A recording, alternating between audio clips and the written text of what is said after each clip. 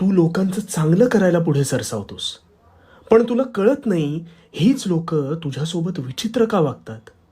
मग तू त्या गोष्टीचा मागोवा घेण्याचा प्रयत्न करून अडकून बसतोस आणि स्वतःच्या मनाला लावून घेतोस. आता यावर उपाय शांतपणे ऐक. नेहमी एक गोष्ट ध्यानात ठेव, सरळ झाडं लगेच दृष्टिक्षेपात येतात, म्हणून ती सगळ्यात आधी कापली जातात.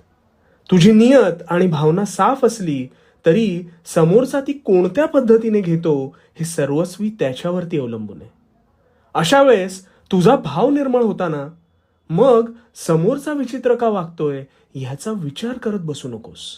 अरे हल्ली लोकांना वाईट जिरवता येत नाही आणि चांगलं पटत नाही. वाळू जितकी घट्ट धरशील तितकी ती हातातून निसटत जाते.